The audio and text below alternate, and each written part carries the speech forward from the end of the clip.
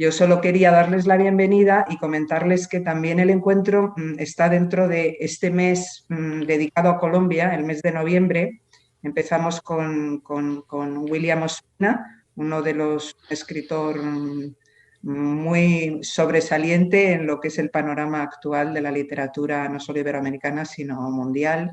Y seguiremos con una serie de proyecciones, 6 proyecciones de documentales colombianos, Colombia Bio, y con la presentación de una exposición que quisimos tener en el Instituto Cervantes este trimestre, pero que ha tenido que ser aplazada por la pandemia, pero que la hemos llevado en línea, será el 25 de noviembre, La Línea Negra, de Coque Gamboa. Haremos una presentación un poco especial porque será una presentación sensorial, todo esto con la colaboración de la Embajada de Colombia, a la que quiero agradecer pues, su colaboración durante todo el mes. Y nada, yo paso la palabra a José Manuel, que nos va a presentar a William. Vamos a tener un encuentro de aproximadamente 1 hora. Se está grabando y se va a retransmitir por Facebook al mismo tiempo. Cuando termine el coloquio entre José Manuel y William, tendremos unos 10 minutos, un cuarto de hora para si quieren formular alguna pregunta a William. Y yo les dejo ya con José Manuel, que va a hacer la presentación, y quiero agradecerles a todos, sobre todo a nuestro invitado, a William, que esté aquí con nosotros desde Colombia. Gracias, William. Muchas gracias, encantado de estar aquí. Bueno, pues muy buenas tardes a los que estén de este lado del mundo. Si alguien nos está viendo por Facebook desde el otro lado, desde tierras americanas, pues muy buenos días allí todavía, ¿no? Aquí ya está cayendo la noche. Como decía Olvido, hoy está con nosotros William Ospina. Ella decía que es un gran escritor, uno de los escritores más sobresalientes de la literatura de nuestro tiempo. Lo es. Y para mí, además, porque yo soy una persona afortunada en este oficio que tengo, para mí además es un placer enorme poder charlar hoy con William, porque además de un gran escritor es un buen amigo, y es una de estas personas en la vida, uno de estos interlocutores que la vida te da. Es importante en la vida tener personas con las que poder hablar de todo, y con las que poder construir puentes, comunicaciones permanentes que te ayudan a pensar y a desarrollarte como persona y a desarrollar tus propias ideas. Y William Ospina es una de esas personas. Yo he tenido la suerte y el privilegio de que nuestras vidas se cruzaran hace ya, bueno, pues fue en el año 95, si yo no me equivoco mal, en el mes de octubre, en casa de un gran amigo común, desgraciadamente ya ausente, otro gran escritor, el mexicano Antonio Sarabia, en París, que es una buena ciudad para encuentros literarios y para poder hablar de lo divino y de lo humano. Y desde ese año del 95 para acá, pues William y yo vamos hablando sobre unas cosas y otras en diversos lugares, hoy aquí en esta charla, ¿no? Para quienes no lo conozcan todavía, William Ospina es un escritor colombiano, nacido en Tolima, en Colombia, en el año 1954. Si no me equivoco, tu padre era muy aficionado a la música, aunque su oficio era otro, era enfermero, creo. Pero era muy aficionado a la música.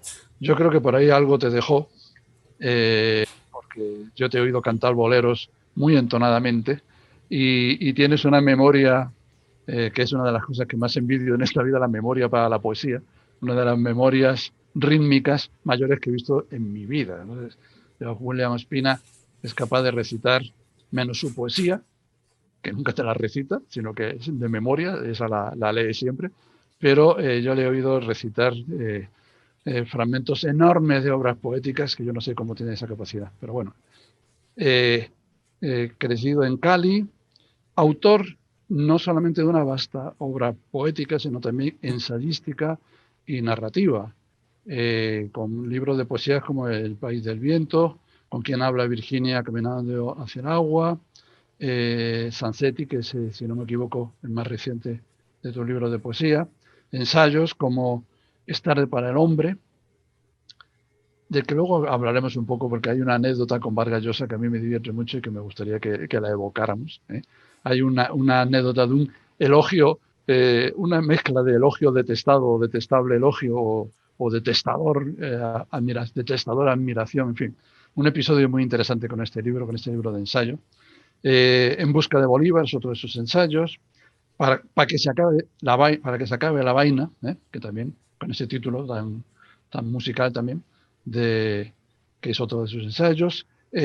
Autor de libros narrativos como El año del verano que nunca llegó o Guayacanal, y de una trilogía de novelas, Ursúa, El país de la canela y La serpiente sin ojos. Ha sido Premio Nacional de Poesía en Colombia, Premio Nacional de Ensayo, Premio Rómulo Gallegos de Novela por El País de la Canela y Premio Casa de las Américas. Es una larga, y aparte es un colaborador habitual de la prensa colombiana y un hombre cuya capacidad de reflexión ensayística y literaria también se proyecta hacia lo político y ha tenido una muy gran participación en los debates públicos, políticos en Colombia en estos últimos años, ¿no? Entonces, bueno, ese sería el retrato de William Ospina. Y yo te diría, para empezar así, no para que se acabe la vaina, sino para que empiece la vaina, yo diría te diría que, claro, había pensado en un principio que habláramos sobre tu obra narrativa, pero cuando me puse a preparar esta conversación me di cuenta que es que separar tu obra es muy difícil. Quiero decir, todos los autores tienen un cuerpo de ideas, de temas que desarrollan, pero es que los vínculos entre lo que has escrito como poesía, lo que has escrito como ensayo y lo que has escrito como narrativa son tan poderosos, tan íntimos, que es muy difícil deslindar una cosa de otra, ¿no? Y yo pensando, bueno, entonces, ¿cómo podríamos enmarcar todo eso, toda esa producción tan diversa? Y se me ocurrió que, tomando la idea de Es tarde para el hombre, yo diría que en realidad tú llevas reflexionando incesantemente, escribiendo incesantemente sobre, por decirlo así, el lugar del hombre en el mundo. Ese podría ser quizás como el gran tema de tu obra, ¿no? Es decir, la plaza, el lugar que el hombre ocupa hoy en el mundo. Bueno, en primer lugar, agradezco mucho esta invitación. Me siento muy contento de estar aquí, de estar dialogando con ustedes, de que podamos establecer este diálogo con este océano tan grande entre nosotros y que no se sienta, ¿no?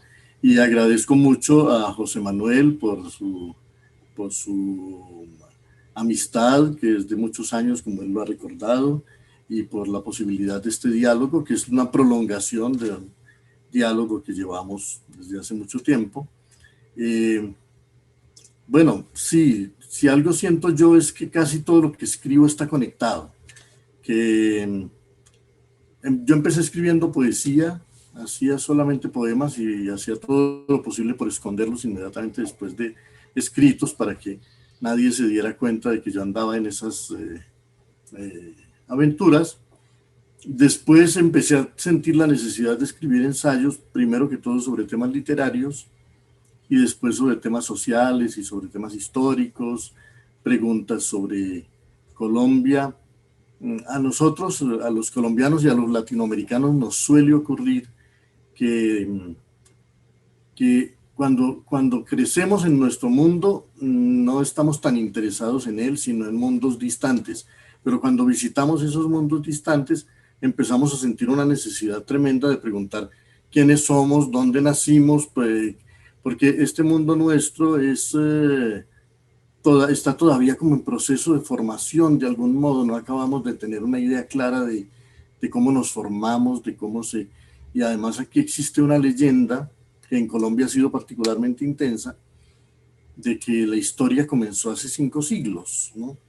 Y a nosotros nos toca descubrir que hace 20.000 años hay seres humanos en este continente y que esos seres humanos, cuyas culturas sobreviven todavía en gran medida, dejaron tantos vestigios históricos, arquitectónicos, arqueológicos, culturales, de toda índole, que fueron un poco borrados por un encuentro que no fue muy armonioso, por un encuentro que fue, como suelen ser las cosas entre los seres humanos, un choque violento. Entonces, bueno, esas preguntas para mí son preguntas todas que han nacido de mi relación con la literatura y con la poesía.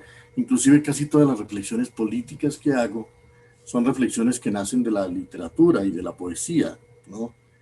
Es la poesía la que me hace formularme preguntas políticas. Y creo que así debería ser en todas partes, porque si la política es la búsqueda de la armonía social y si la política es la búsqueda de la felicidad de los seres humanos, o debería serlo, digamos, en los términos más generales, tiene todo que ver con la poesía, tiene todo que ver con la pregunta por el misterio del mundo, por la belleza del mundo. Entonces, ese libro de ensayos que se llama Es tarde para el hombre, y que para mí es tal vez el libro de ensayos que yo más quiero, en el que más me reconozco, lo escribí hace 25 años, pero siento que todo lo que digo ahí sigue siendo un tema de actualidad palpitante.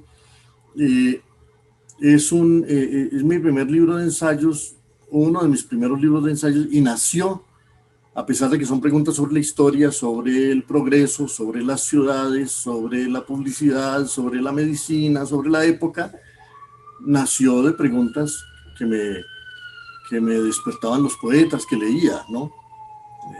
¿Qué es la salud? ¿Qué es, por qué una disciplina que durante siglos fue tan abnegada buscando el equilibrio físico y la armonía humana tiende a convertirse en una mercancía y en un negocio de una manera creciente? A mí eso, cuando lo comprendí, me alarmó mucho, y en los últimos 25 años no he visto crecer ese problema cada vez más, así como veo el crecimiento de las ciudades como una tragedia planetaria que se hace cada vez más evidente, así como veo la publicidad y cierto manejo del lenguaje de nuestra época como un peligro. Y bueno, esas cosas, no quiero alargarme más en esta parte de la respuesta, me llegan con igual intensidad si yo me las pregunto en los poemas, que si me las pregunto en los ensayos, o que si me las pregunto en esas aventuras narrativas con las cuales también quiero como descifrar problemas. Claro. Y ahí el punto de partida, en realidad, yo siempre he pensado que, o a mí hace poco en una charla que tuvimos precisamente en un homenaje que te hicieron virtual en Colombia, hablando sobre ti con otros críticos y escritores colombianos, coincidíamos, eso era casi unánime, en definirte como el último romántico, no romántico en el concepto popular del término romántico, es decir, no admirador de las canciones románticas y de esta especie como de... Pero también, puedes también, incluir sí. eso en la definición. También. Sino del movimiento romántico, es decir, del romanticismo, sobre todo el romanticismo inglés y alemán, y de esa posición estética en el mundo de la poesía, que después tiene sus prolongaciones también, incluso en el mundo de la narrativa, porque en esa misma trayectoria entraría, por ejemplo, el Frankenstein de Mary Shelley, que contrapone a la idea de progreso basado en un racionalismo ultranza y en una mercantilización de la sociedad, contrapone la idea de misterio, es decir, la luz contrapone la noche, contrapone la necesidad del sueño, la necesidad de ahondar en lo desconocido, de no reducir la experiencia humana solo a los parámetros estrictos de lo útil,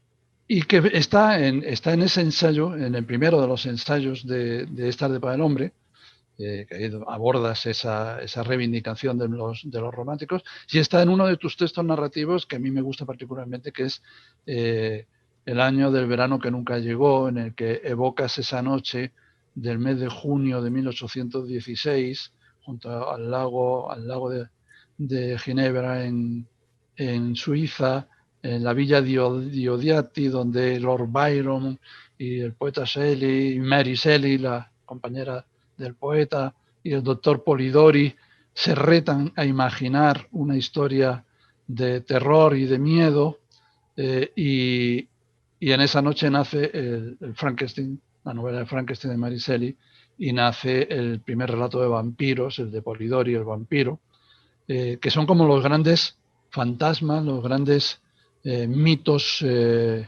no religiosos, digamos, mitos laicos de la modernidad, ¿no? Y que evidencia muy bien ese pasaje entre la poesía, la narrativa y la reflexión y el ensayo histórico del que tú estabas hablando hace un momento, ¿no? Y ese libro, particularmente esa noche de Via Diodati, es un libro que a mí me fascina porque es una combinación, ¿no? Tiene algo de novela, tiene algo del libro de viajes, tiene algo de ensayo, y sería interesante que hablaras un poco sobre ello, ¿no? Así que evoques. Y empieza además con algo que yo creo que tiene mucho que ver con toda tu concepción literaria, que es ese peso, ese diálogo a veces brutal entre el ser humano y el mundo y la naturaleza, ¿no? Porque empieza con una explosión de un volcán de Tambora, y con un planeta sumido en sombras, ¿no?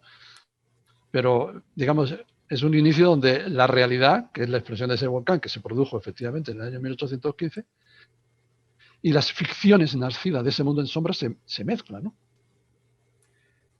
Pues mira, yo diría que si algo, que la mejor demostración posible de que yo soy un romántico o quiero serlo, es que en ese ensayo, que es el primero de mi libro, Es tarde para el hombre, ese ensayo se llama Los románticos y el futuro, ¿no? Yo soy de esos que piensan que el romanticismo no es un hecho del pasado, sino que va a ser sobre todo un hecho del futuro, ¿no? Que el romanticismo del siglo XIX no es más que el presagio del romanticismo que va a necesitar la humanidad si quiere sobrevivir, ¿no?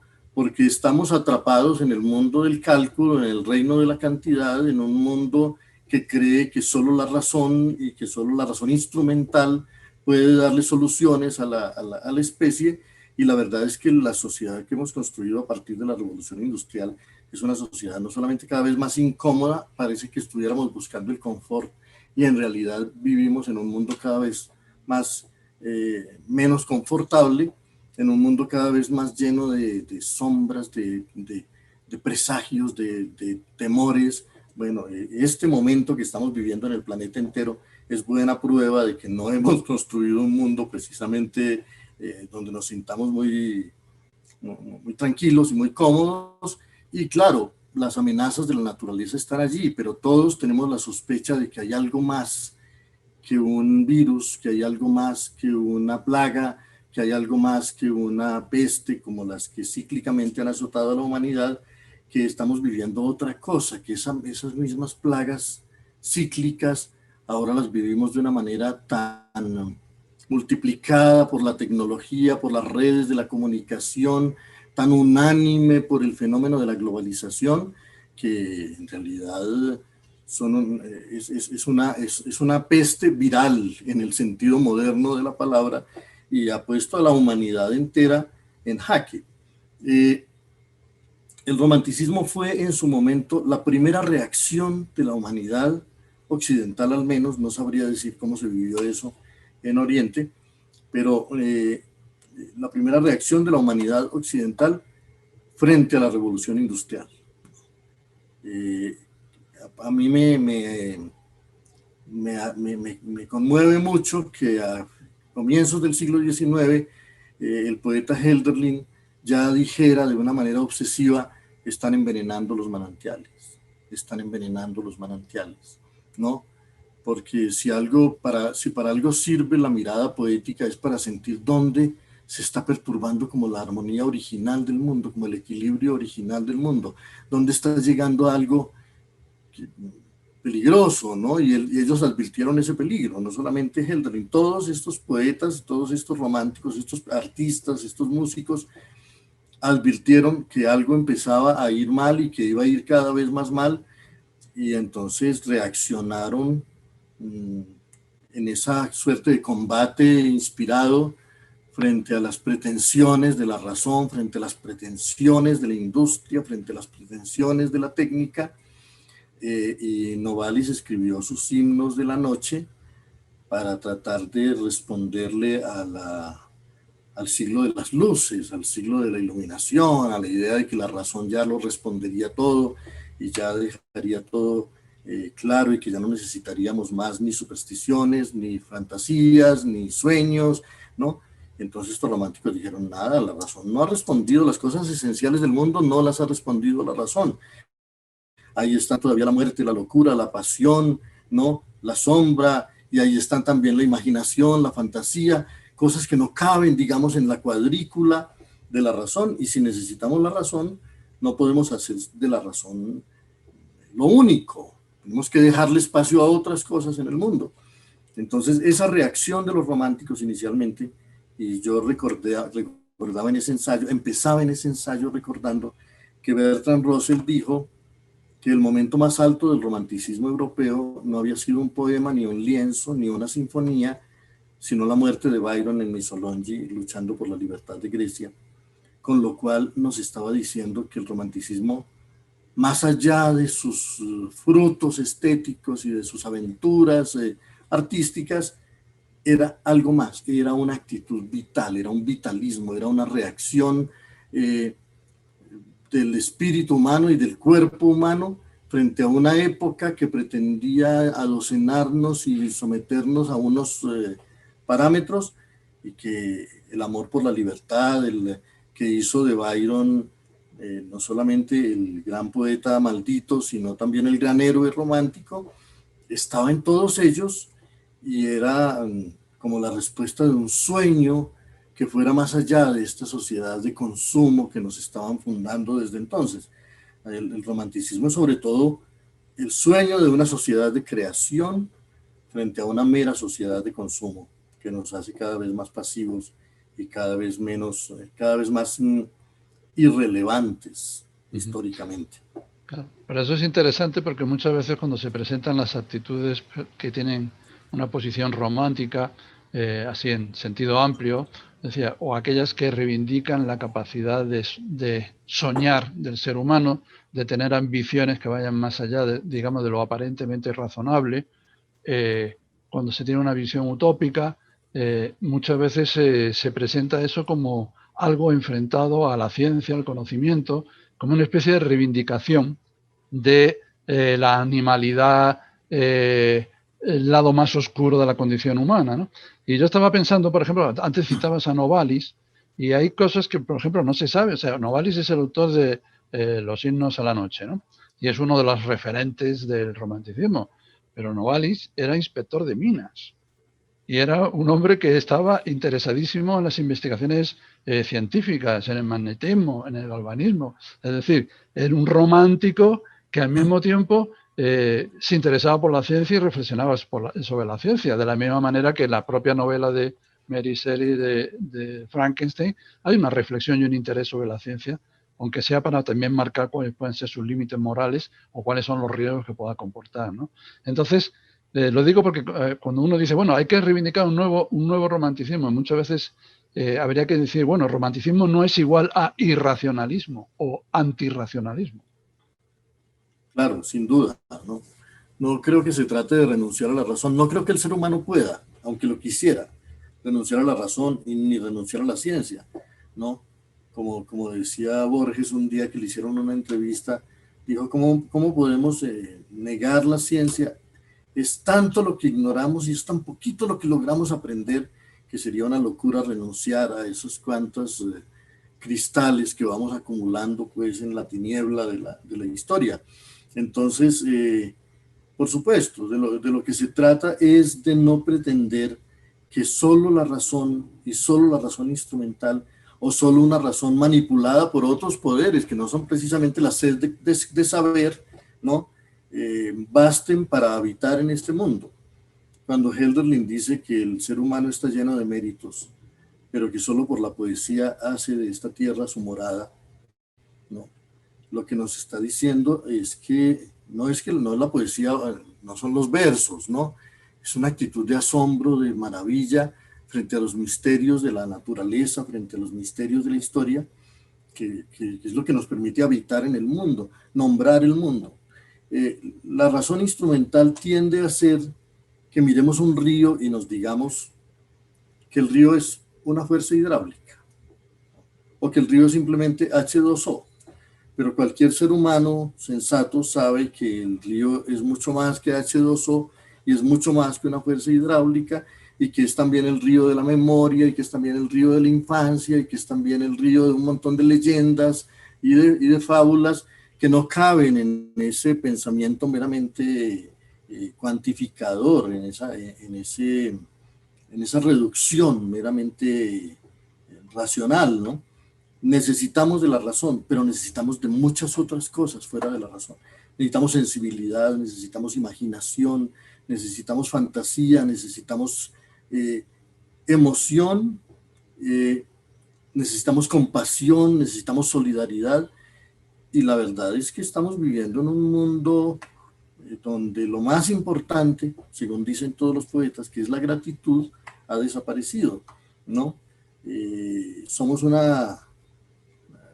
la especie humana en su conjunto es una raza ingrata, ¿no? Que recibe tanto del mundo, y todo lo que hacemos lo veneramos, ¿no? Si hacemos teléfonos, si hacemos televisores, si hacemos aviones, qué maravilla, qué orgullosos estamos de nosotros mismos, pero todo aquello que nosotros no hicimos, todo lo que recibimos, lo profanamos. El agua no la hicimos nosotros, pero los ríos están envenenados, el mar está lleno de plásticos, ¿no? Y a mí me gusta repetir que el ser humano puede vivir sin aviones, pero no puede vivir sin oxígeno. Y que tenemos que encontrar un sentido de las prioridades, ¿no? Que entienda que tenemos derecho a hacer aviones, pero que no tenemos derecho a destruir el aire, que no tenemos derecho a destruir el agua, que no tenemos derecho a arrasar los bosques, y que no podemos permitir que una sociedad codiciosa convierta la selva amazónica, que es el pulmón de todos nosotros, en un pantano en 20 años. Entonces, a mí me parece que estas no son preocupaciones meramente políticas ni meramente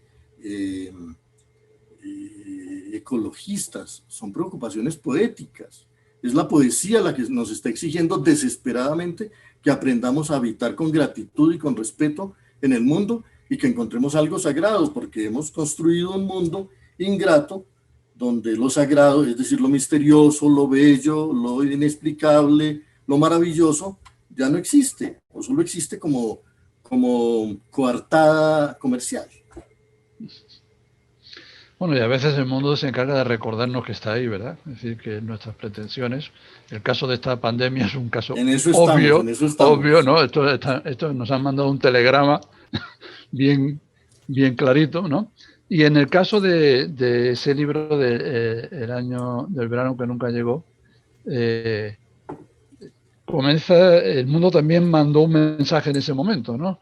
Es esa explosión de ese volcán Tambora en Indonesia, en el año 1815, que mandó, tengo aquí anotada tengo una pequeña nota sobre eso, envió a la atmósfera terrestre 180 kilómetros cúbicos de azufre, ceniza y cristales que se extendieron a lo largo de 1815 y de 1816 por todo el hemisferio norte del planeta, provocando un invierno que no se acabó. Es decir, un invierno que empezó en el invierno del 1816, pero que cuando llegó el verano siguió siendo invierno, siguió siendo una época de oscuridad, una época de lluvias, una época tenebrosa. Y en medio de ese mensaje de la naturaleza hacia los seres humanos, que recuerda en miniatura pues a todas estas tesis sobre la desaparición de los dinosaurios, el famoso meteorito que también cubrió de cenizas el planeta, ¿no? Es decir, el modo en que de repente un acontecimiento natural puede descarrilar el curso de la naturaleza y de la historia y desde luego la voluntad de los hombres. En ese contexto es donde se produce esa reunión y donde se escriben esos primeros textos, esos textos de seres terribles, de vampiros, de monstruos, creados por científicos. Y luego tú empiezas a reconstruir esa noche y viajas a aquella villa y empiezas a seguirle los pasos a esos personajes. Y eso a mí me parece, hay una aventura increíble en esa reconstrucción, que me gustaría que la comentaras un poco, porque realmente yo creo que cuando te empiezas a adentrar en la vida, en lo que nace de esa noche.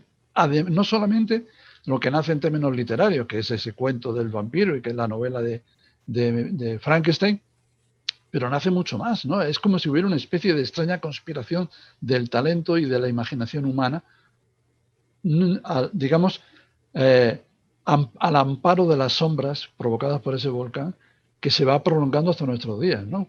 Hasta incluso, que lo puedes tú comentar, pero hasta incluso los primeros atisbos de lo que después sería la informática. Es decir... Sí, bueno, pues esa novela, El año del verano que nunca llegó, fue fruto de una obsesión, pero ahora estoy cada vez más convencido de que era no solamente una obsesión inevitable, sino la más necesaria, ¿no? Está muy bien que me haya obsesionado así. Es que si a uno le dicen que Frankenstein y el vampiro nacieron el mismo día, uno ya se inquieta, ¿no?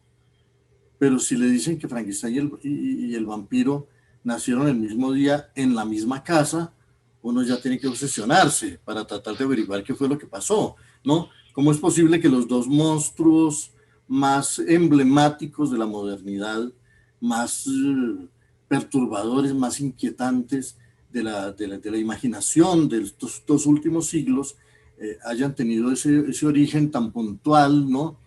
En una misma casa y en una misma noche? Entonces yo quería interrogar esa noche. ¿Qué pasó esa noche? Y también ciertamente también quería interrogar esa casa, ¿no?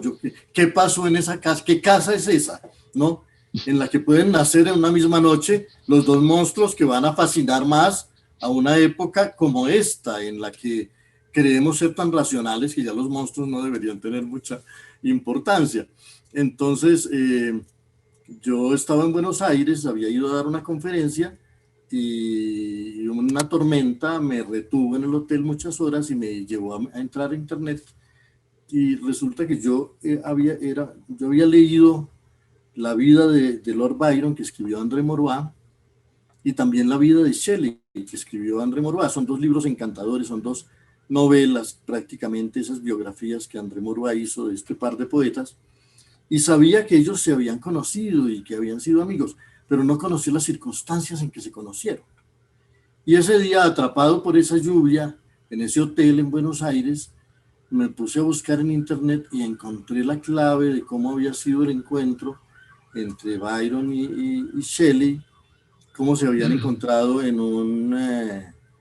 junio de 1816 en Ginebra, a orillas del lago Leman, donde Byron había alquilado una villa, ¿no? Villa Diodati, y donde proyectaban pasar un delicioso verano remando en el lago y escalando pues las primeras cuestas de los Alpes. Y de repente, en el momento, prácticamente el día en que se encontraron, ellos y sus acompañantes, que eran el médico de Byron, Polidori, y que eran Mary Godwin, la Wollstonecraft, la novia de Shelley, y su hermana Clara Claremont. Esos 5 muchachos que eran muy jóvenes, pues el mayor era Byron y tenía por ahí 26 o 27 años. Mary tenía 17 años, ¿no? Eran unos adolescentes, ¿no? Medio en comuna, en una mansión en Ginebra. Y entonces, en el momento en que se encontraron los dos poetas y sus acompañantes, prácticamente se apagó el mundo. Se oscureció el mundo. Debía llegar el verano y llegó el invierno, llegó una suerte de invierno, con un clima anómalo. Y vivieron prácticamente 3 días de oscuridad, encerrados en una casa en medio de unas tempestades y unas borrascas y de una oscuridad extraña, y casi ninguno de los protagonistas de esta historia supo nunca por qué había pasado eso. Esos 3 días de oscuridad parecían presagiar en aquellos tiempos el fin del mundo, y entonces ellos entraron en un clima como de delirio, pero eran unos jóvenes fantasiosos, y entonces aprovecharon para leer cuentos de terror a la luz de la chimenea, ¿no? Y fueron entrando cada vez en una crispación y en un miedo tal que Byron, que era perverso, ¿no?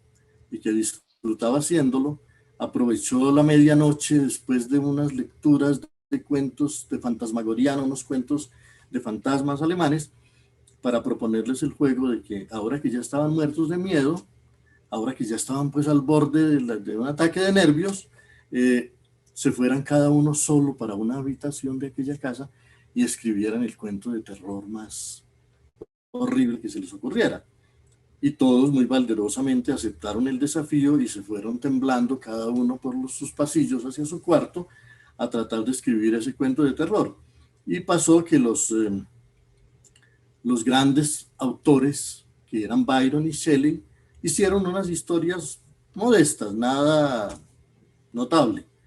Pero aquellos otros muchachos que sí estaban verdaderamente aterrados y que no eran escritores profesionales, ¿no?, sino seres humanos muertos de miedo, concibieron esas leyendas.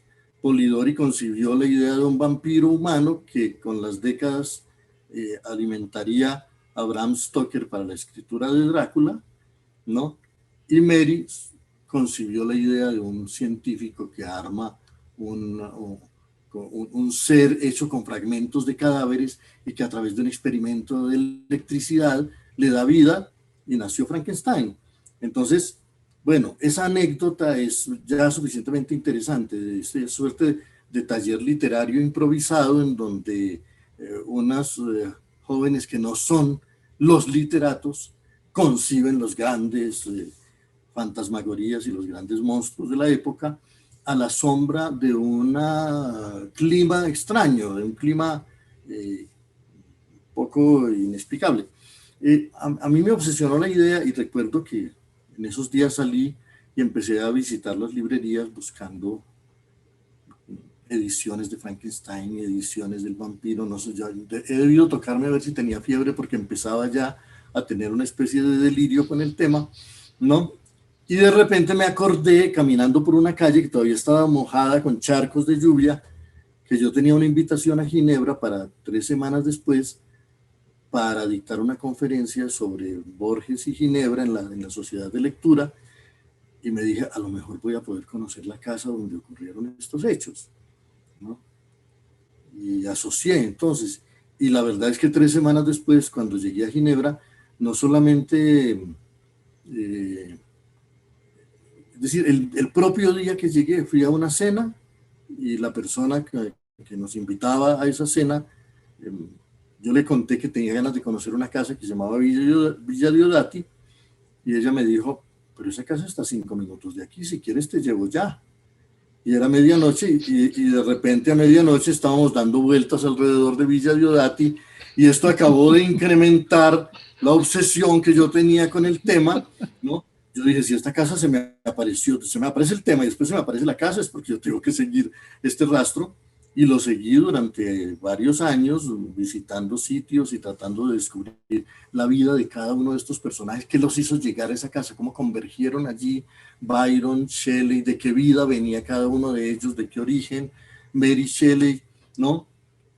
Hay algo con ella que es muy importante, maravilloso y que vale la pena destacar. Y es que una muchacha de 17 años que no era escritora, era hija de grandes intelectuales ingleses, era hija de la pionera de los derechos de la mujer, del feminismo inglés, de Mary Wollstonecraft, que había muerto casi al dar la luz, y de un gran anarquista, William Godwin, que fue maestro de los anarquistas ingleses.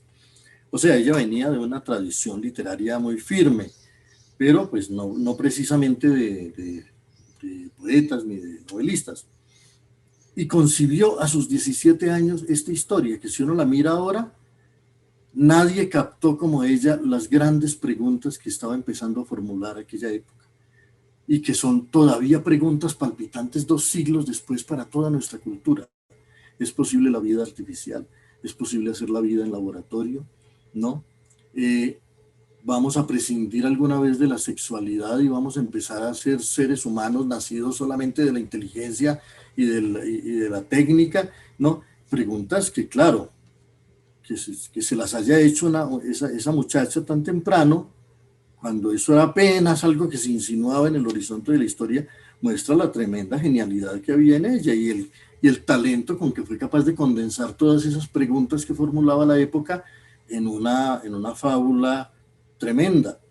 que ha tenido un poder sobre la humanidad extraordinario, porque Byron y Shelley son indudablemente grandes poetas, grandes personalidades de la literatura mundial. Son personalidades admirables también ellos, sus biografías. Pero uno entra hoy a una librería en cualquier parte y le resulta difícil encontrar los poemas de Byron, los poemas de Shelley, de pronto alguna antología por ahí. Pero uno entra a cualquier librería en cualquier lugar del planeta y se encuentra 7 ediciones distintas de Frankenstein, ¿no? De tal manera cambió aquella noche el orden de los factores y el orden de las importancias.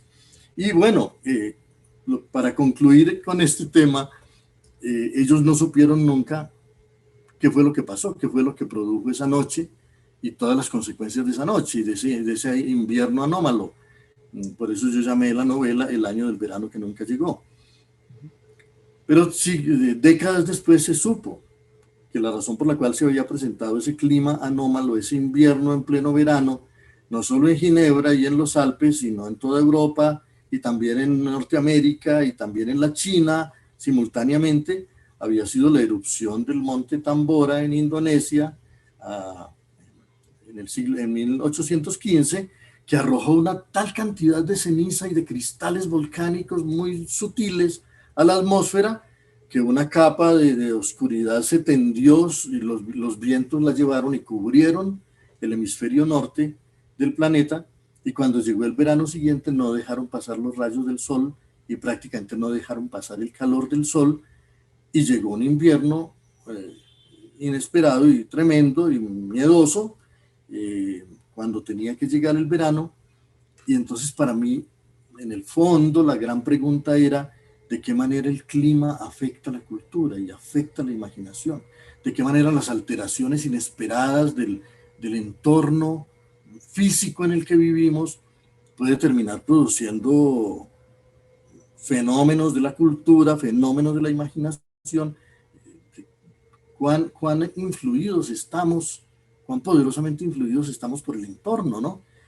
Por el clima. Y bueno, esta es una época perfecta para preguntarse esas cosas, porque por supuesto todas nuestras fantasías y toda nuestra literatura y toda novela que se esté escribiendo en estos momentos en cualquier lugar del planeta y todo poema que se esté escribiendo en estos momentos en cualquier lugar del planeta no dejará de estar escrito a la sombra del cambio climático y de las penumbras que ese cambio climático arroja sobre nuestro futuro, ¿no? Y en este caso particular, también la pregunta que todos nos hacemos de si esta pandemia global tan sincronizada y tan unánime es apenas una pandemia más, o si en algo está influyendo allí el modo como estamos alterando nuestro mundo. Yo la verdad tengo que decirles que, tal y como lo habrán escuchado ustedes, porque William tiene la capacidad de, cuando cuenta, pues como que te hipnotiza así y te hace viajar. Bueno, pues así es el libro. Quiero decir, yo cuando entré en ese libro es que no podía soltarlo, porque es que casi es como una aventura. Es decir, tú entras en el libro y entras a esa noche, entras a esa casa. Bueno, que se podría hablar mucho más, porque es una casa donde además pues se escribió El paraíso perdido de Milton. O sea, que es una casa que ya en sí parece que es como una casa encantada en sí misma. Y bueno, y tiene muchas más ramificaciones. En fin, no voy a entrar más en eso. Sí les recomiendo que se lo lean porque van a disfrutar como pocas veces en su vida. Es uno de los placeres mayores que yo conozco, que es el placer de la inteligencia. Sí, es un libro extremadamente inteligente, además de estar extremadamente bien escrito. Pero yo estaba pensando, mientras estabas ahora hablando sobre el modo en que la naturaleza influye también sobre los seres humanos, cómo nos condiciona, cómo puede también influir sobre la imaginación, cómo puede abrir porque abre o porque cierra, digamos, dirigir los caminos de la imaginación en un cierto momento. Me estaba acordando de una frase que he estado buscando entre medias en este ensayo tan fundacional de casi todo lo que has escrito después, que es Tarde para el hombre, en la que dices: pareciera que el hombre es incapaz de respetar lo que no le oponga resistencia y lo que no ejerza violencia. Y yo pensaba si en cierto modo no está detrás de esa frase, o esa frase no está en la base de lo que es tu trilogía de novelas, ¿no? Una trilogía de Ursúa, El país de la canela y Las serpientes sin ojos, que es una trilogía que transcurre en la América del descubrimiento y de la conquista. Es en los viajes de conquista a través de la Amazonía, con personajes reales. Don Pedro de Ursúa es uno de los conquistadores, y con un personaje de ficción sobre el que también me gustaría que hablemos un momentico, antes de pasar la palabra a los espectadores, ¿no? Que se llama Cristóbal de Aguilar y Medina, que ese es un personaje de ficción, en medio de otros personajes que son bien reales, ¿no? Como Gonzalo Pizarro, o el propio Pedro de Ursúa, o la amante de Pedro de Ursúa, Inés de Atienza, ¿no? Pero esa epopeya, ese mundo amazónico que está siendo descubierto y que se opone a los conquistadores, como casi toda la naturaleza en la América en aquel momento, en esa naturaleza que siguiendo la frase que tú decías, que parece que el ser humano solo respeta aquello que se le opone, que se le resiste o que le ejerce violencia. Es una pauta común en las crónicas de Indias entre los conquistadores, a la vez que luchan contra los pueblos americanos, a la vez que conquistan esos territorios. Es ese deslumbramiento, ¿no? Esa especie como de decir, bueno, esto es un universo vamos a decirlo con toda la pretenciosidad del mundo, es un universo que está a la altura de mis ambiciones. Es decir, es un universo en el que me puedo reconocer porque mi codicia y mis ambiciones son tales que solamente un universo tan poderoso y tan tremendo como esto que estoy viendo está a la altura de mí mismo, ¿no? Es como el proceso de locura de Lope de Aguirre, ¿no? Es decir, el deslumbramiento, el hechizo, la locura de ambición ante la inmensidad de la naturaleza americana, ¿no? Y eso a mí me parece que es lo que está en la base de tu trilogía, ¿no? Sí, bueno, lo que yo creo haber aprendido estudiando la conquista de América y estudiando esos viajes, esas expediciones al Amazonas, ¿no? Es que el mayor error de la especie humana es pretender imponerse sobre la naturaleza, ¿no? Es pretender que nosotros somos superiores a la naturaleza y que podemos dominarla, constreñirla, someterla, explotarla para nuestros fines. Yo creo que el hombre más sabio, esto es una hipérbole, pero uno de los hombres más sabios que dio la humanidad en el siglo XX fue Franz Kafka. Y en algún momento de los diarios de Kafka escribió una frase muy hermosa y muy desafiante: en tu lucha contra el mundo, apoya al mundo. Siempre me llamó la atención esa frase, pero creo que cada vez la entiendo más, ¿no? En tu lucha contra el mundo, apoya al mundo. Hubo tal vez una época en que podíamos pensar que nosotros éramos una cosa y el mundo era otra, y que entonces la voluntad humana podía enfrentarse al mundo como a un otro absoluto al que podíamos dominar. Ahora cada vez más comprendemos que nos toca apoyar al mundo porque sin él no somos, ¿no? El mundo no es nuestro adversario, sino nuestro soporte, no es nuestra fuente, nuestro manantial, ¿no? Luchar contra el mundo es destruir la fuente de nuestra propia vida. Y toda mi estudio de la conquista de América fue ver el contraste entre dos maneras de relacionarse con la naturaleza, ¿no? La manera que tenían la mayor parte de los pueblos indígenas americanos, que es la que tuvieron la mayor parte de los pueblos nativos de todas las regiones del mundo de milenios, ¿no? De que hay que hacer tratos con la naturaleza, hay que establecer rituales con ella, hay que tomar cosas de ella, pero hay que respetar cosas también, hay que llegar a acuerdos. Los mitos antiguos de casi todos los pueblos tenían como característica unos pactos mágicos con la naturaleza. Solo a partir del momento en que endiosamos nuestra condición humana y nuestra destreza y nuestro talento, o en que descubrimos tanto talento en nosotros que ya creímos que no íbamos a necesitar de nada más que de nuestra inteligencia y de nuestro destreza. Entonces nos enloquecimos, ¿no? Y empezamos a pensar que podíamos ser los dominadores y que el hombre era la criatura superior de la naturaleza y que estábamos aquí para, no solo para luchar contra el mundo, sino para apoyarnos a nosotros contra el mundo. Kafka entendió muy bien que eso no era así. Esta pandemia y cada fenómeno histórico siempre nos lo vuelve a recordar, ¿no? El ser humano tiene que aprender, su sabiduría consiste en tener un poquito de conciencia de cuál es su lugar en el mundo. Tú, José Manuel, me decías hace un rato que mi obsesión parecía ser cuál es el lugar del ser humano en el mundo, y creo que sí, creo que en todo lo que escribo siempre mi pregunta es cuál es el lugar que podemos ocupar que nos permita vivir, sobrevivir, testimoniarlo, el extraordinario milagro de la naturaleza y no poner en peligro, pues, seguramente no pondremos en peligro el universo jamás, ni pondremos en peligro el planeta siquiera. Este planeta puede vivir feliz con lluvias de ácido sulfúrico. Lo que ponemos en peligro es a nosotros, ¿no? Nuestra supervivencia como especie, y tal vez podemos poner en peligro la supervivencia de la aventura de la vida. Hasta eso podemos llegar, ¿no?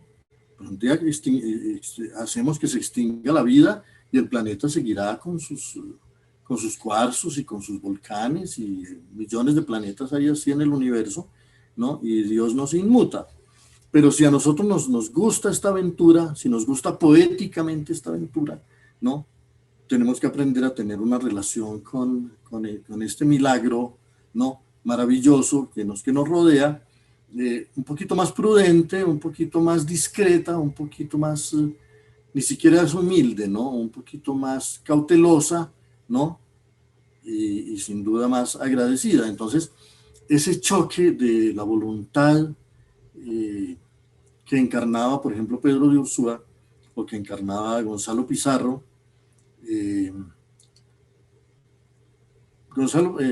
Francisco de Orellana en 1541 hizo una expedición. En realidad se habían ido a buscar unos bosques de canela, un país de canela que creían que había más allá de los montes nevados de Quito. Después de que saquearon el Cusco y que obtuvieron una gran riqueza, ¿no? El Cusco era una ciudad laminada de oro, decidieron invertir esa riqueza en irse a buscar un tesoro mayor aún. Y el tesoro mayor es que se les ocurrió que podía haber canela, y encontrar canela era mejor que encontrar oro. Y le preguntaron a los indígenas si no había canela allí, y les dieron a gustar unas bebidas con canela, y los indígenas las gustaron y dijeron, de esto hay mucho por aquí, más allá de los montes nevados de Quito, hay cantidades de árboles de eso, de canela. Estos creyeron que había un bosque de caneleros, ¿no? Rojizo que cubría el mundo, porque pensaban que en esta América equinoccial podía haber bosques de una sola especie como los hay en Europa, ¿no? Robledales, alamedas, hayedos, pero en la América equinoccial la diversidad es la norma, ¿no? En un metro cuadrado hay 50 especies distintas. Aquí no puede haber bosques de una sola especie, no los hay por naturaleza. Entonces, cuando cruzaron los montes nevados, lo que encontraron fue la selva amazónica, lo menos parecido a un bosque de caneleros de Ceilán que iban soñando, ¿no? Y eso les pareció pues muy decepcionante, porque habían invertido una fortuna en la expedición. Se metieron en esa selva, cada vez fue más terrible, llegaron a la orilla de un río, construyeron un barco, y una parte de los marinos se fueron a buscar provisiones, dejaron 180 hombres esperando en la orilla, en la selva, y no volvieron nunca, porque el río se los llevó, y de repente ese río desembocó en uno más grande, y 3 días más abajo en un río más grande todavía, y ya no había manera tal vez de maniobrar ese bergantín improvisado, corriente arriba, y entonces ya prefirieron salvarse. Si se devolvían iban a morir ellos y los otros. Entonces ellos se fueron, ¿no? Y descubrieron el río Amazonas. Ese fue un viaje de descubrimiento. Ellos no sabían que existía la selva, no sabían que existía el río, lo descubrieron en su aventura, y al salir meses después, ¿no? Oyeron un cataclismo, creyeron que iban a llegar al borde por donde pues, todavía no estaba disipada la sospecha de que el mundo era plano y tenía una orilla, iban hacia el despeñadero, pero salieron al Océano Atlántico, ¿no? Y bueno, y sobrevivieron todos. 20 años después, Pedro de Ursúa quiso repetir el viaje de Orellana, pero ya no como un viaje de descubrimiento, ya se sabía que existía la selva, ya se sabía que existía el río.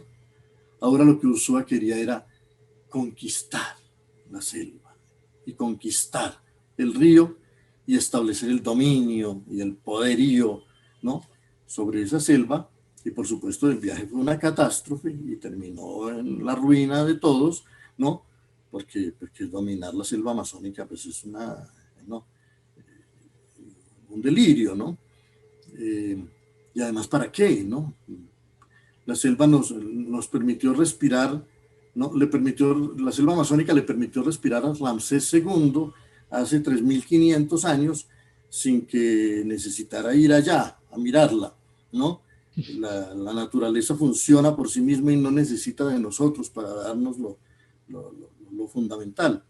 Esa pretensión de que hay que dominarlo todo es la pretensión oscura, inconsciente, de destruirlo todo, que es lo que estamos viviendo cada vez más. Entonces, por supuesto, cuando escribí esa trilogía sobre los primeros viajes al Amazonas, El país de la canela, sobre el viaje de Orellana, y La serpiente sin ojos, sobre el viaje de Pedro de Ursúa, también estaba un poco, como en el caso del año del verano que nunca llegó, bajo la musa de un desastre posible, ¿no?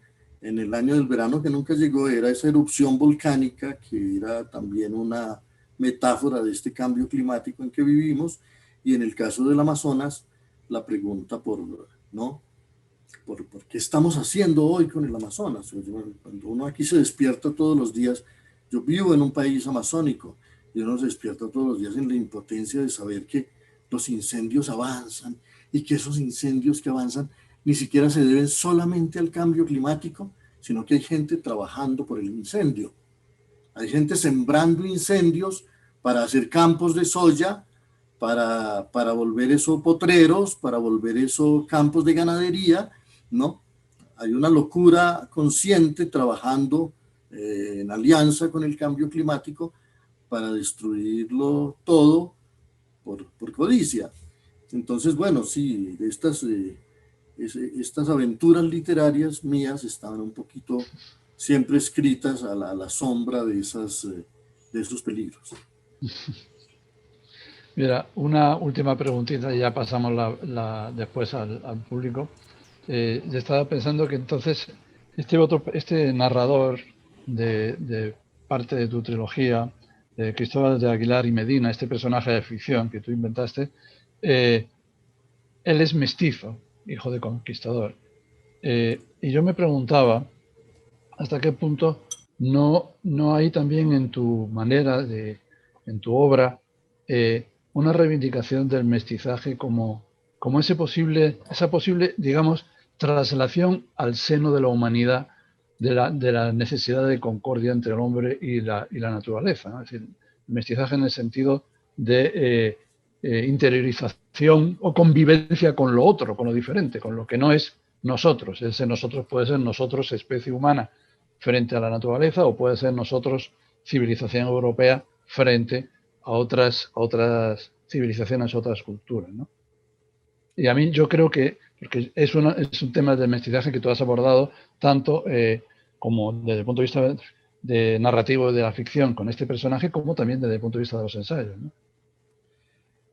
Y este personaje, el personaje que narra estas tres novelas, ¿no?, es un mismo personaje el que narra las tres novelas. Para mí era muy importante quién las narraba, ¿no?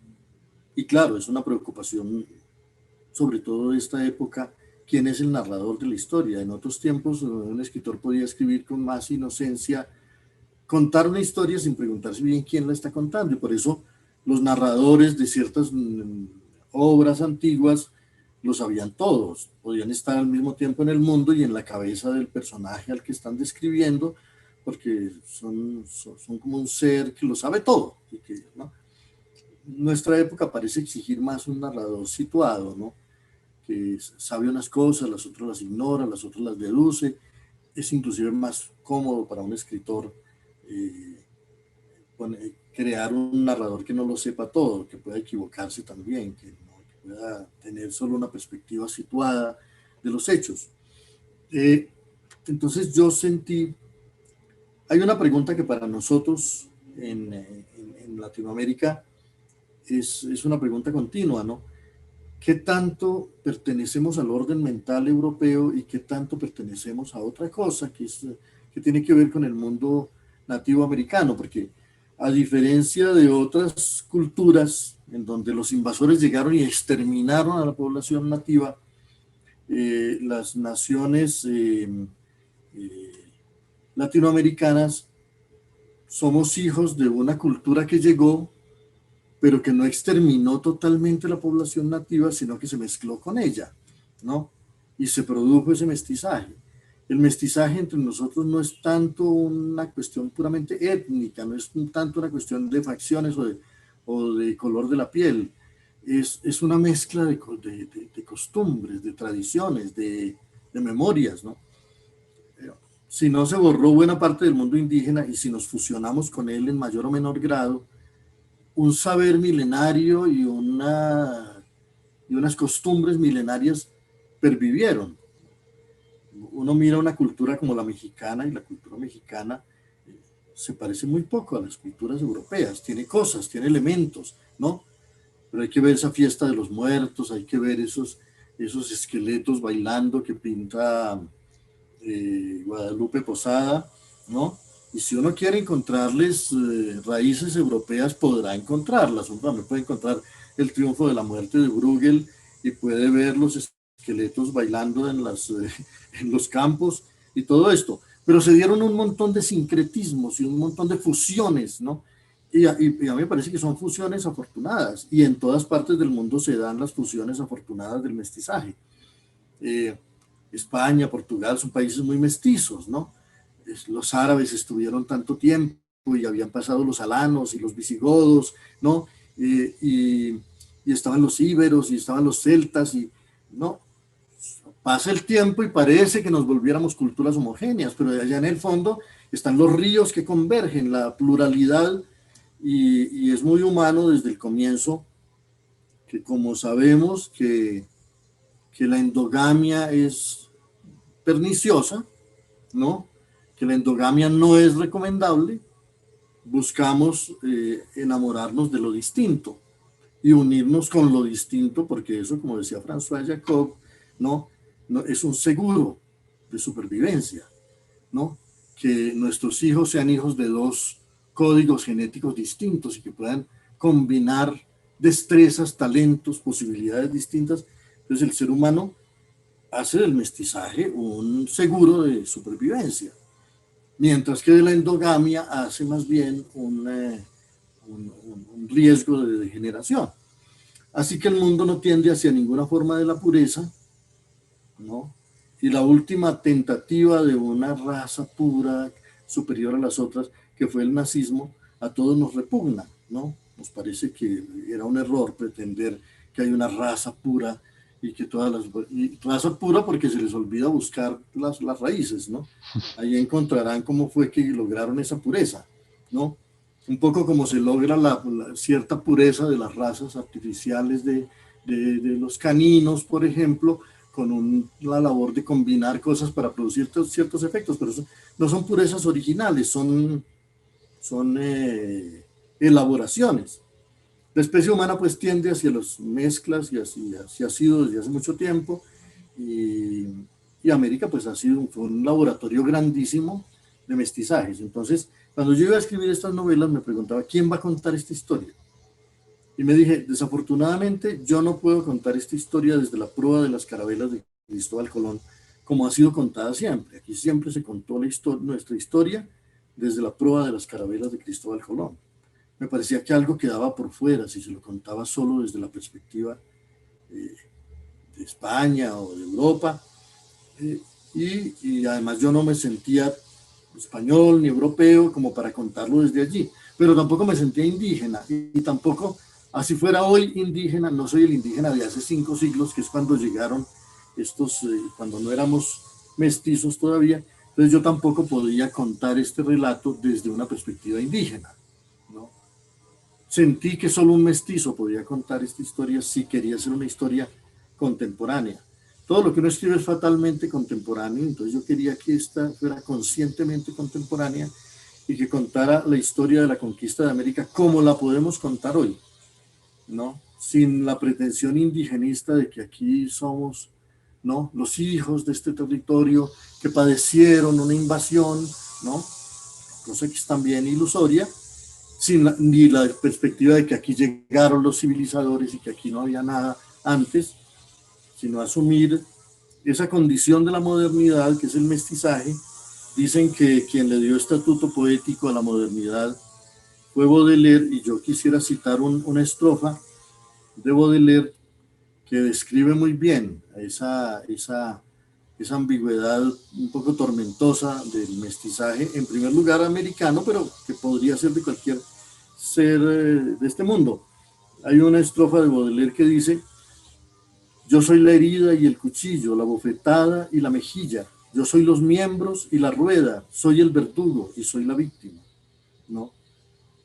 Es ya irrenunciable que pertenecemos a esas distintas tradiciones. Entonces para mí era importante que quien narrara esta historia se sintiera pertenecer a esos mundos, aunque él va descubriendo gradualmente que hay algo indígena en él. Él crece como buena parte de los mestizos americanos, crecimos un poco con la idea de que éramos europeos, porque nuestra cultura se ancló en esa leyenda, ¿no? Los criollos que aquí hicieron la independencia conservaron la leyenda de que éramos pueblos europeos, y la independencia quedó en deuda con los pueblos indígenas y con los pueblos de origen africano, ¿no? Los criollos que hicieron nuestra independencia quisieron proscribir la memoria de lo español, que a mí me parece que no tenemos derecho a renunciar a una memoria que es tan fundamental para nuestra cultura, ¿no? Renunciar a nuestro costado europeo, ibérico, sería tan grave como renunciar a nuestro costado indígena, americano, ¿no? Pero encontrar la fusión es difícil, porque el mestizaje es difícil, ¿no? Es una dificultad, no es tan fácil. Resulta mucho más fácil la ficción de que pertenezco a este bando o a este otro, y hemos vivido mucho ese conflicto. Entonces, mi protagonista, que al comienzo, José Manuel, solo al comienzo, era un personaje de ficción. Cuando yo lo concebí, era un personaje de ficción. Yo me dije, debe ser hijo de un español y de una indígena, y seguramente tiene que haber nacido en Santo Domingo, porque es donde más fácil es armar todo este tejido.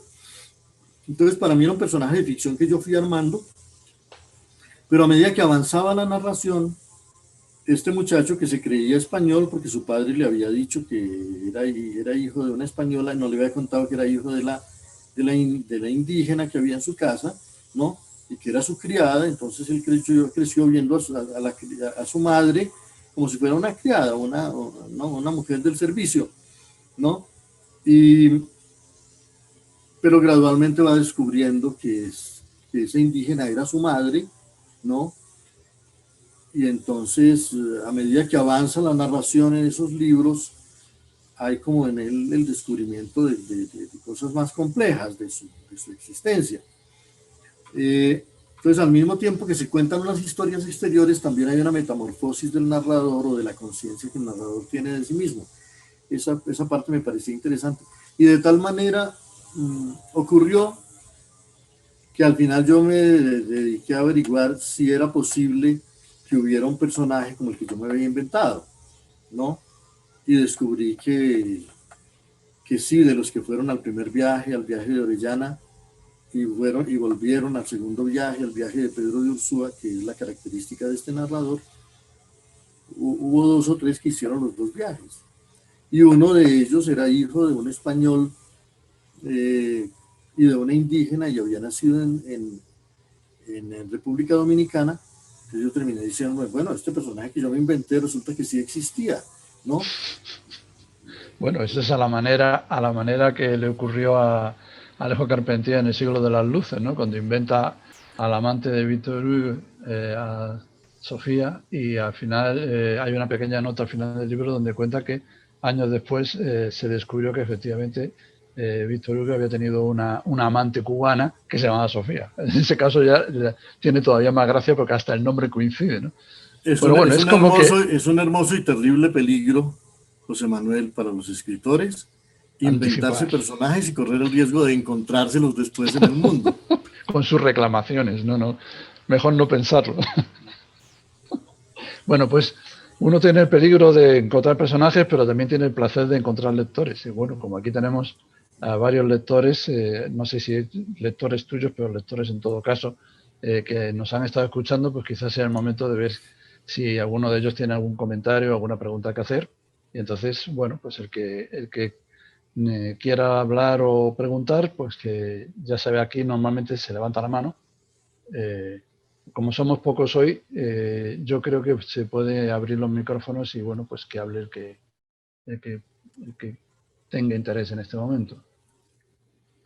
Cristina. No, quería hacer una declaración prácticamente de amor a William, porque lo considero uno de los mayores escritores, sino el mayor escritor latinoamericano, y tú lo sabes. Había leído todos tus libros cuando José Manuel me dijo que te conocía, y me prestó por unos días nada más uno de tus libros de poesías, con miedo, ¿no? Me lo trajo y lo vino a buscar también a casa, que porque decir, solo tengo este y lo tenés que leer ahora, así casi de un tirón. Pero bueno, me gustan tanto tus cosas que en uno de mis libros tuve la osadía de copiar una historia que me pareció maravillosa, sin pedir permiso, claro, ni a vos, William, ni a tus editores, ni a nadie, porque la tenía que poner así para abrir un capítulo de la historia. Aparte de haber viajado por todo el Amazonas yo soy argentina, te habrás dado cuenta por el acento, y vivo en Portugal hace muchos años, pero tus libros me han hecho viajar y me han hecho temblar de miedo en algunos momentos también, y me han hecho soñar y me han hecho descubrir, yo que en principio soy muy europea, digamos, en mis orígenes de parte de mi padre y en mis orígenes de parte del padre de mi madre. Pero después tengo otro lado también, aunque sea rubia, blanca y de ojos claros, muy indígena. Y yo me he dado cuenta exactamente eso de lo que decís, que hay una mezcla en nosotros, ¿no es cierto? Y aunque hace casi 50 años que vivo en Portugal, sigo teniendo ese lado mío, muy indígena, que, digamos, más que aprenderlo, es como si lo hubiera absorbido, ¿no? ¿Está bien en castellano? No. Absorbido por lo que viví, por las cosas que vi. Y lo más gracioso es que uno de mis hijos decidió regalarme una cosa del ADN, esas cosas que hacen, y venía, que yo tenía también en mi ADN una parte, un porcentaje de amerindia, y situaban mi sangre amerindio, que fue una cosa extraordinaria porque ellos no saben ni siquiera cómo yo me llamaba ni de dónde venía, tenía un número nada más y un poco de saliva mía. Así que, pero situaban mi sangre amerindio exactamente donde nació mi madre, mi abuela, mi bisabuela, mi tatarabuela, que es en Mendoza. Y me parece eso extraordinario, ¿no es cierto? Y yo me acuerdo de cosas que me contaban, de cosas de indios y de indias que conocían, tenían una civilización ya escondida, ¿no? Pero ellos tenían una civilización muy especial. En un segundo voy a contar que mi madre, cuando era chiquita, se lastimó, se cayó, se lastimó la rodilla, se le estaba infectando y nadie sabía curarla.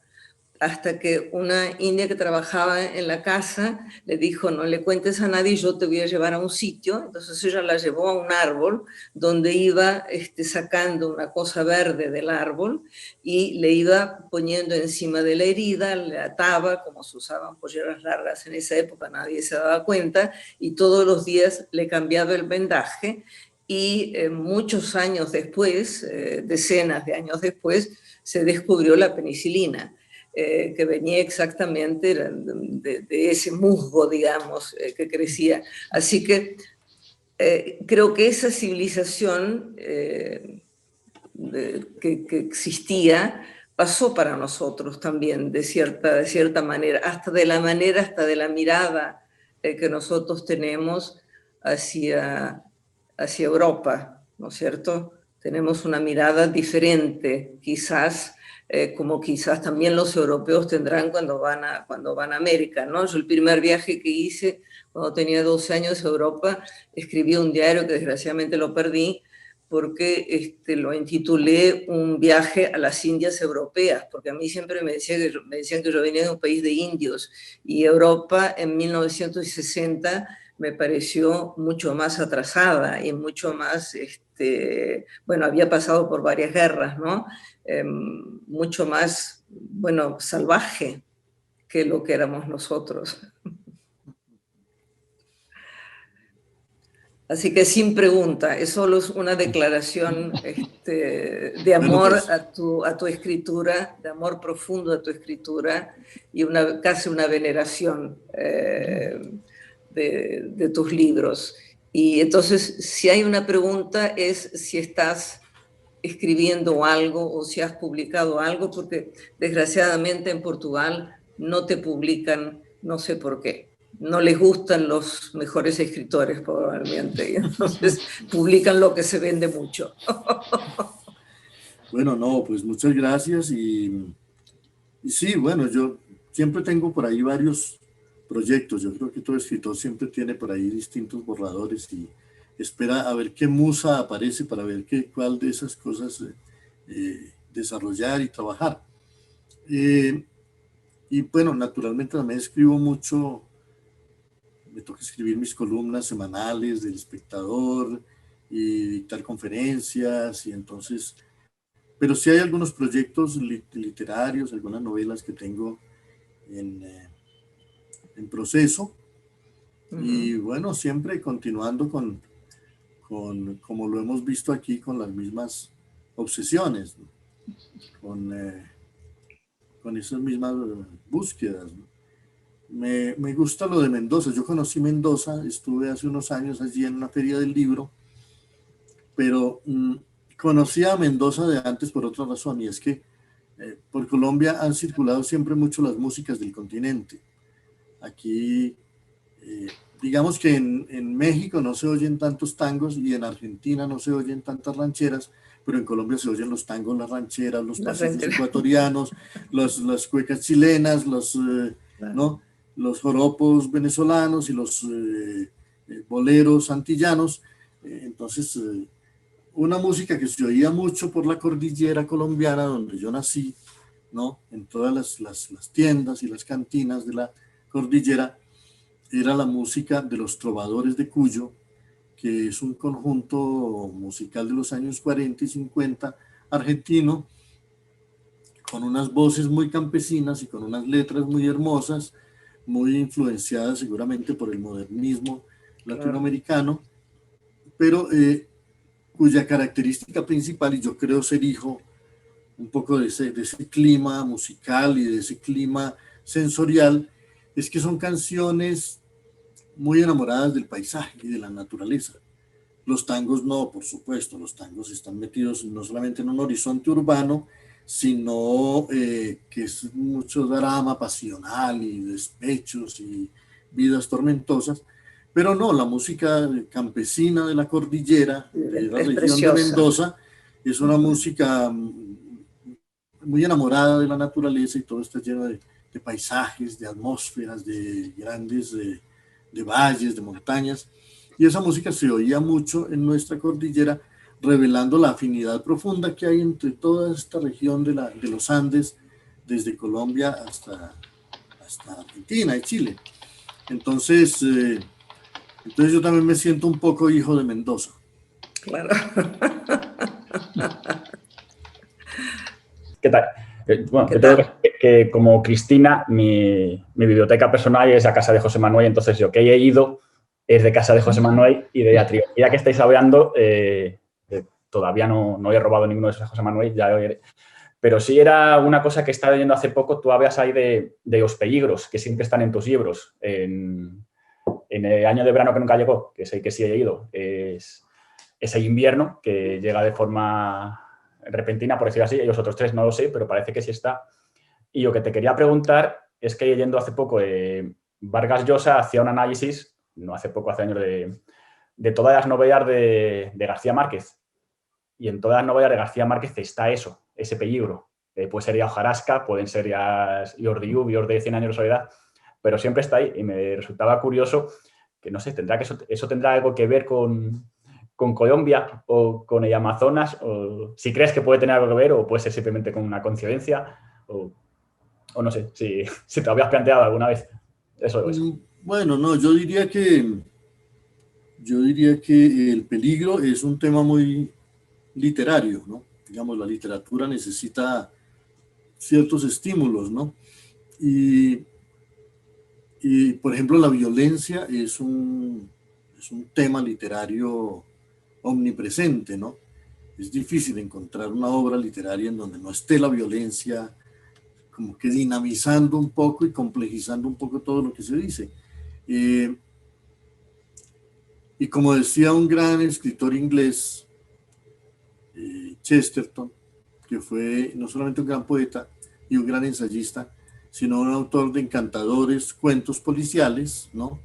Cuentos de intriga de misterio.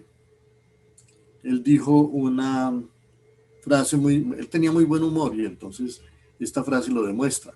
Él dijo, una novela que no tenga un muerto me parece falta de vida, ¿no?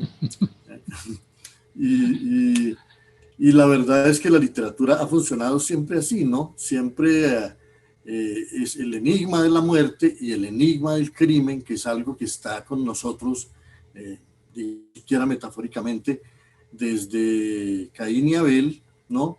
Sigue siendo una pregunta que a todos nos obsede y nos inquieta, ¿no? La relación con la naturaleza y con las catástrofes naturales es también muy antigua en la literatura, ¿no? Desde la guerra, que nutre el primer poema que conocemos en Occidente, que es la Ilíada, ¿no? Hasta el recuerdo del diluvio universal, ¿no? Siempre las catástrofes están ahí nutriendo, alimentando la imaginación, y entonces no ha habido época en la historia en que no esté el peligro acechándonos, no ha habido época en la historia en que no haya catástrofes posibles.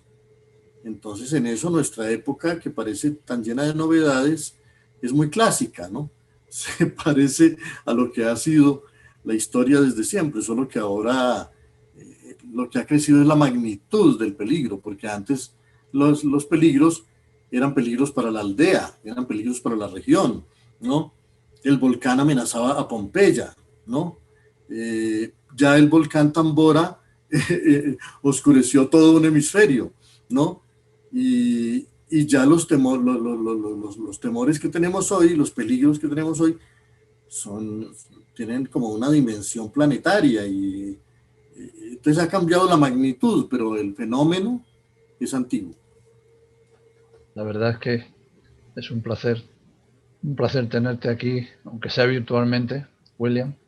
Bueno, voy a amenazarte con que un día va a ser presencialmente también. Sí, cumple. A ver si es pronto, William, a ver si es pronto. Cumple, Sí, que sí, sabes. sí, Me encantaría porque además quedé con muchas ganas de esos paseos, de esas caminatas por Lisboa que yo creo que son fascinantes, de manera que ojalá un día tenga la oportunidad, no solamente de que tengamos tertulia, sino de hacer unas cuantas caminatas por esa hermosa ciudad. Bueno, William, pues Así es. muchísimas gracias. Y José Manuel, William, ha sido muy interesante el encuentro, hemos hecho un viaje. Lo único que puedo decir al final es viva el romanticismo y el mestizaje, la naturaleza, por supuesto. Entonces, como vamos a seguir con Colombia todo el mes, os invito a todos a que los martes os unáis a Colombia Bio, que van a ser 6 documentales de naturaleza y podamos disfrutar de la naturaleza, aunque sea a través de la pantalla, que algún día, que espero que sea pronto, pues podremos dar esos paseos también por Colombia. Bueno, muchas claro gracias, sí. William, por todo. José Manuel, ha sido muy interesante, me ha gustado mucho el encuentro. Y aquí estás invitado, aquí te esperamos con los brazos abiertos, William. Muchas gracias, me encantaría, claro que sí, lo intentaremos. Te seguiremos en El Espectador y en tus novelas. Bueno, gracias. Un gran saludo para todos. José Manuel, un abrazo y ya nos veremos y muchas gracias a todos.